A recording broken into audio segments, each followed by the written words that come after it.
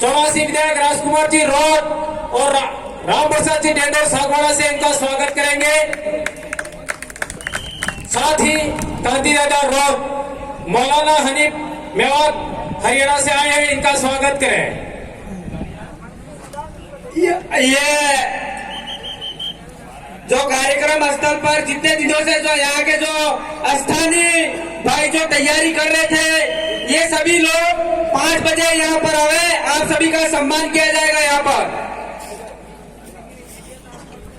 भाई साहब मौलाना जी आ रहे हैं स्वागत के लिए। राम प्रसाद जी राजकुमार जी खड़े हो जाए, मैं तो खड़ा ही हूँ, और साथ में मोहन जी भी खड़े हो जाए राष्ट्रीय अध्यक्ष होने के नाते। दूसरी बात मैं आप सभी को कहना चाहता हूँ, कल का अखबार पढ़िएगा और उस अखबार के अंदर आपकी न्यूज नहीं आए तो अखबार ही बंद कर देना, होली चला देना।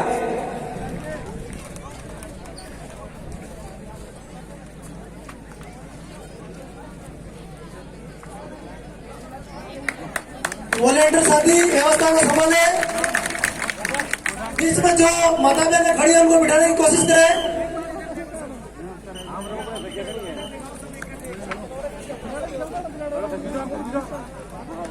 अगले वक्ता होंगे सागवाड़ा विधायक राम प्रसाद जी डेंडोर, उनको सुनना है अभी और आपको बैठना है। हमारे मेन वक्ता बाकी है, आप सबसे 2 हाथ जोड़कर विनती है कि आप बैठ जाएं और वॉलंटियर साथी ध्यान दें। जो पीछे हमारे लोग खड़े हैं उनको कृपया करके बिठाएं और पार्किंग वाले साथी भी ध्यान दें। जिन जिनको जिस पॉइंट पे दिया है वहीं आप रुके। विधायक महोदय राम प्रसाद जी डेंडोर अपना वक्तव्य देंगे। दादा दो काका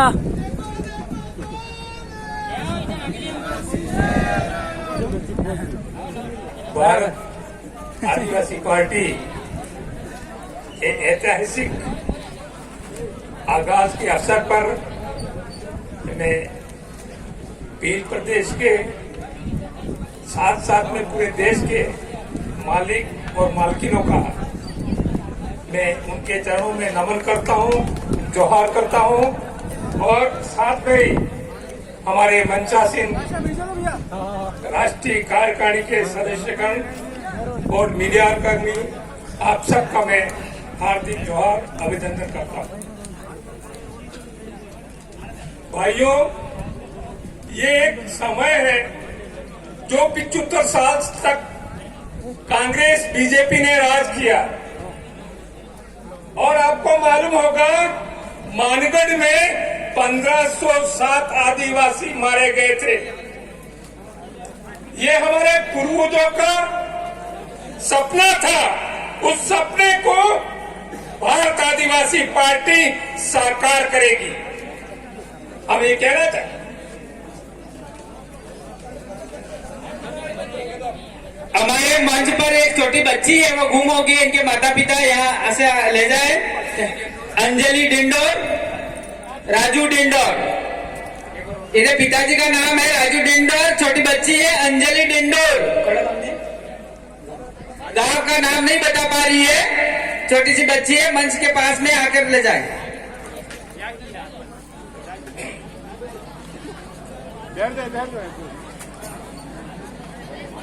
तो ये हमारे जो पूर्वजों के जो सपना था, उस सपने को साकार करने के लिए भारत आदिवासी पार्टी का आगाज हुआ है।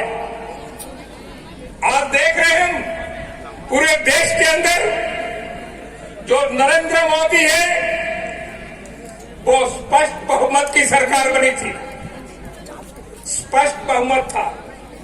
हमें स्पष्ट बहुमत सरकार की वजह से पूरे देश के अंदर कहीं आदिवासियों को अत्याचार हो रहे हैं, कहीं मुस्लिमों पर अत्याचार हो रहे हैं धर्म के नाम से, और कहीं देश के एसटी एससी में छुआछूत के नाम से हो रहे हैं। ये जो अत्याचार हो रहे हैं वो लगातार हो रहे हैं। आपने देखा होगा मणिपुर के अंदर जहां बीजेपी की सरकार है, राज्यपाल आदिवासी है, देश की जो सरकार है वो बीजेपी की है, और देश का राष्ट्रपति है वो आदिवासी है।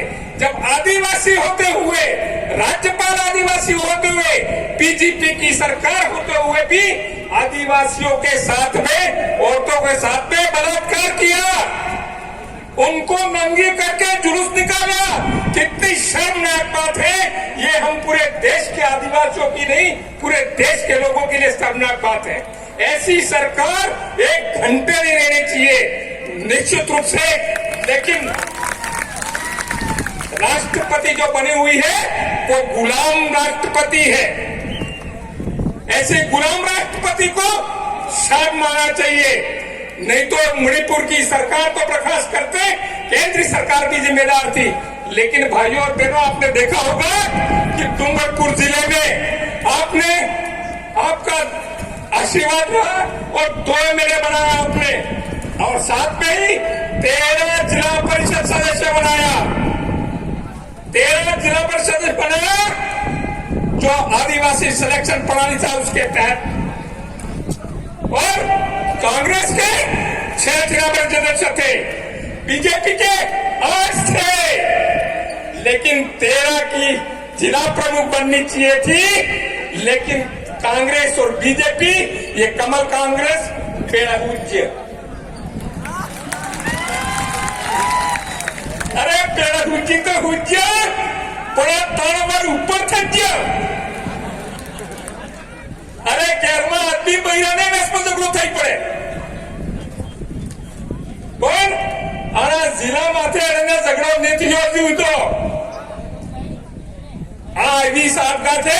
એટલે હું કેવો ચાહું ये पावर हमारा जिला परिषद आप सबका था कि 13 जिला परिषद से बना दिए ने अन्य पेड़ हुआ।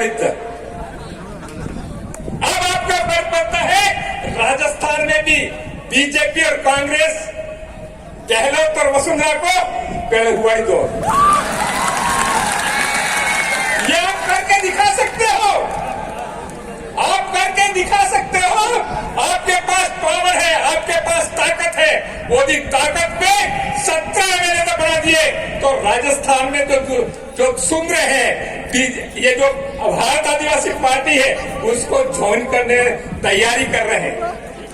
और निश्चित रूप से राजस्थान में जबरदस्त तहलका मचेगा और डूंगरपुर की पुनरावृत्ति हो जाए उसमें कोई शक नहीं। मैं कहना चाहता हूं कि पूरे देश के अंदर अब ये जो जलवा दिख रहा है, ये जो भारत आदिवासी पार्टी के आगाज के अवसर पर उसमें हमारा एसटी, एससी, ओबीसी, माइनॉरिटी इन सबको एक मंच पे आना होगा। और निश्चित रूप से हम एक मंच पे आ गए तो 2024 का जो चुनाव है उसमें हो सकता है देश के अंदर नरेंद्र मोदी और कांग्रेस शामिल हो जाए। तो ये फर्क बनता है देश के मालिकों को इसलिए फर्क बनता है कि आज तक हमने सहन किया, आज तक देश की जनता के तरफ जो अत्याचार हुए, अन्याय हुआ वो हमने स्वीकार किया है। और ये देखा हमने कि क्यों हो रहा है ये इस वजह से हो रहा था कि जो सिलेक्शन पावर था वो सिलेक्शन पावर इन कांग्रेस और बीजेपी थे, उनके उद्योगपति थे, लखपति थे, करोड़पति थे, उनके हाथों में था। वो सिलेक्शन करते थे, जो एमएलए सिलेक्शन करते थे, एमपी सिलेक्शन करते थे, वो उनके गुलाम होते हैं, उन्हीं का सिलेक्शन करते थे। इसलिए मैं कहना चाहता हूं कि भारत आदिवासी पार्टी आई है वो जनता तय करेगी, जनता सिलेक्शन करेगी और जनता के द्वारा सेलेक्ट किया हुआ आदमी एमएलए बनेगा, एमपी बनेगा तो निश्चित रूप से पूरे देश के अंदर जनता एक बदलाव आ जाएगा। हमारे गुरु गोविंद का सपना था ओसा वाला है नेसा वाला है ओसा करवाए और नेसा वाला है ओसा करवाने मतलब है कि हाईकमान की ताकत है, ये हाईकमान जनता बनेगा तो निश्चित रूप से की और निश्चय पड़ी जनता है ये ओसी थी जाएगा। ने पेला जी हाईकमान है, ये हाईकमान धर्म था कि निश्चय पड़वाना है। लेकिन ये हम सबका फर्ज है, हम सबका फर्ज है। इस देश के अंदर जो बुद्धिजीवी है, जो मनन करते हैं, जो दुखी है, इस देश में जो अत्याचार हो रहे उससे परेशान है, उन सबको एक मंच पर आकर हमको जो सिलेक्शन प्रणाली है, आदिवासी सिलेक्शन प्रणाली, ये जो गणतांत्रिक व्यवस्था है उसको अंगीकार किया है भारत आदिवासी पार्टी ने। तो ये आप सब मानिए कि अब जो सिलेक्शन होगा वो सिलेक्शन ऐसा नहीं होगा। सिलेक्शन अब जनता तय करेगी। यदि जनता, हम एमएलए हैं, जनता कहती नहीं आपका काम नहीं है, आप बैठ जाइए यूं, तो हमको बैठना पड़ेगा। इसलिए नकवेल जो है ऊंट की, वो नकवेल हम जनता को देना चाहते हैं। जब जनता के पास में ऊंट की नकवेल होगी तो हमारा हाईकमान है वो भी धाराशाही हो जाएगा। ऐसा गलत करने की सोचेगा तो निश्चित रूप से उसको एक बार नहीं 100 बार सोचना पड़ेगा। इसलिए मैं अंत में यही कहना चाहता हूं, शायद ये समय की चिट्ठी होगी, तो मैं अंत में यही कहना चाहता हूं साथियों, ये देश के आप सबके ऊपर बहुत बड़ी जिम्मेदारी आ गई है। उस बहुत बड़ी जिम्मेदारी को हमको मिल करके, हम जानते हैं हमारे पास पैसा नहीं है, सब कुछ नहीं है, लेकिन हमारे पास में संख्या बल है, और संख्या बल है तो हम यदि थोड़ा थोड़ा उठा लेंगे तो भार उठा सकते हैं। इसलिए ये हमारा जो वोट है, उस वोट के माध्यम से हम नरेंद्र मोदी तो क्या, भारतीय जनता पार्टी तो क्या, अच्छी अच्छी सरकारों को हम पलट के रख देंगे। इसलिए आपसे निवेदन है कि आने वाला समय है, उसमें हमारा वोट है, वो हजारों करोड़ों रुपया कीमती है। उस वोट को हमको सरकारों को बदलने के लेना है, लेकिन ऐसी सरकार लाना है जो हमारे ऊपर अत्याचार नहीं करे और हमारा विकास का काम करे। इसलिए मैं चाहता हूं, आप सबसे निवेदन कर रहा हूं कि ये जिम्मेदारी हम सबको, देश के मालिक और मालकिनों को, आप सबको उठानी पड़ेगी, और ये जिम्मेदारी हम उठाएंगे। निश्चित रूप से हम विजयी होंगे। इसी उम्मीद के साथ में आप सबका हार्दिक जोहार, अभिनंदन करता हूं, और एक नारा बोल देता हूं, थोड़ा बोल देना आप।